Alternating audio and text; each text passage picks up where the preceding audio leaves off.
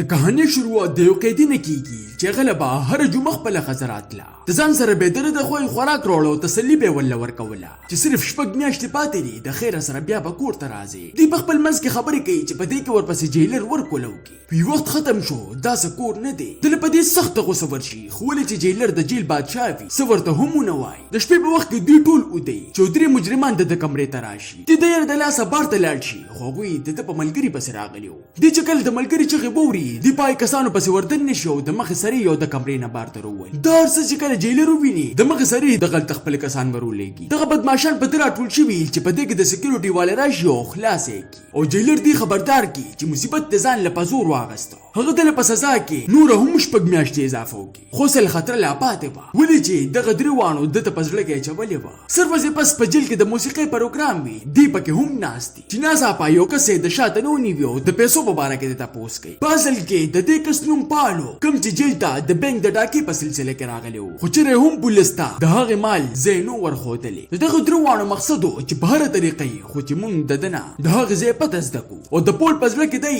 چې جیل نه په وته سره په دغه پیسو شروع کوم او ټول عمر به پناسته خورم خوي دله د خزو د لور دم کی ورکی خو ته نه یریږي او دکې کی خوي ولا وقت سخت زخمی کی چې د وینې د بيدو د وجې سلور وظیفه سسترګو غړېږي د سترګو په غړېدو سره مخ ته هغه ملګری ناشتي کم چې نه وراغلی وو او ورته وایي چې زه به ګناه ثابت شوم زه د جیل نه وته واله د پول په دنیا کې د خزو د لور نه علاوه هیڅوک هم نو او د اعتبار لایق او تصرف دی ښکارېدو دغه ته وایي چې ته زما د خزي خیال ساتلی شي زه ته د اوراس خبره کوم زما خغه ټولې پیسې ما د پلار په خبر کې پټې کړې دي پول دا خبره بغیر د سججه کده ته وکي خو غته سپتا وا چې دا فیصله به زما د ژوندۍ د ټولو نه غټه غلطي ثابتېږي سروزه پس خغه وخراشي چې دشمو والا د قید نه آزاد شي بل طرف ته کله چې پول سناسه گزارو کی نو جویلر یې کمرې ته راغواړي چرته چې هغه درې بدمعشان د مخ کې نه موجود خو پول یو سکند هم ځای نه کی او هغوی سره په جګړه شي او جیلر هم د غلطه موجودی او دوی سره پسلې چې هغه پیسې بنیمو خو لږ سات پس پول ورته ځان داسې لیبني کی چې جیلر هم په یو سکو وخی او د ټولو د وړاندې د جیلر په جامه کې د جیل نه باروزی د تختیدو خبر په ټول ښار کې مشهور شي او پولیس د دې خطرناک قیدی د گرفتارولو لپاره یو خاص ټیم جوړ کړي کور ته پراتک سره د په ذهن کې صرف یو سیستاویږي پیسہ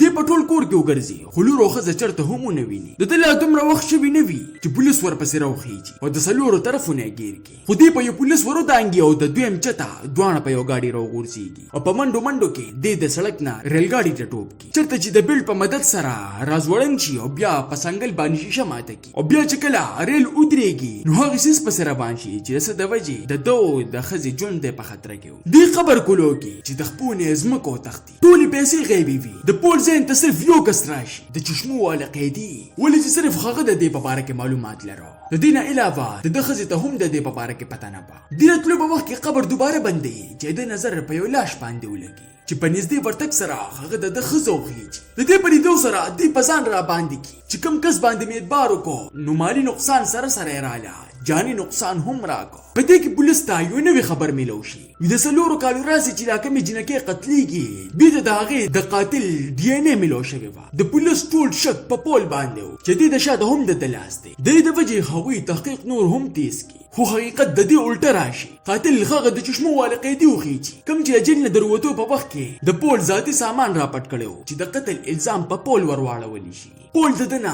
د انتقام دا غستو فیصله وکي او د ټول مخ کې د یو بدمنه گاډي را پټ کی او داغه په مرګ پس روان شي داغه د کور پته د قید په وخت کې داغه د ډایره نه لګولې و د په دغه پته باندې یو ځلې قصبې ته ورسي چې دغلطه یو شړ کور ځان ته په میخ باندې کولوږي او بیا دغه کور د کړکېنه د میاشتو پوري داغه انتظار کوي چې روز ها کس ویني چې په اعتبار کې وخلی او لوري ولا هم قید کړي با په گاډي کې کینی چې دی ورپس هم شاته روان شي او په اخره کې داغه کور ته ورسي هغه ته دی خپل لور هم ویني او د شپې انتظار کوي چې د شپې په وخت کې ورپس کمرې ته ورشي او خپل لور را پغېږي خو د شاته نه ورپسې څوک आवाज وکړي دا هغه بیت باره جوشمودین و او ټوپک په لاس د دنه لور واخلي دی په خپل منځ کې لګیا وي چې په دې کې پولیس راشي چې کوم په اصل کې د پول په قصه کې راغلی خو دغلته یقین پوښ شو چې په اصل کې د دې هر څه د شاته دغه چشمو والا دی دی دومره خطرناکي چې د مخې سری په پولیس والا باندې ډزو کی او په تکه تور تیار کې په پول پسې ګرځي بل طرف ته د چشمو والا خزا په پولیس باندې ډز کول والی چې هغه په یو بل ته باندې راغورځي او بل خو د چشمو والا ته پول په لاس ورشي چې د زور په مخ کې وولي او د غر نه وغورځي. خو خوش قسمتۍ سره هغه په یو خلاق باندې ځان راټینګ کړي او چې څنګه په ډبل ټس کول والي نو شاته نه په پولیس आवाज وکړي. خو دې هغه هم په خبرو دوکه کړي چې هغه خطرناک ملزم ژوندې دی او پټ په پټه ورته ټوپک راواړي.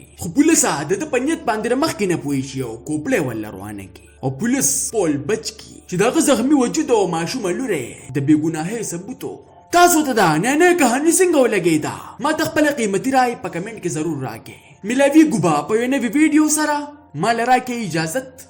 بای بای.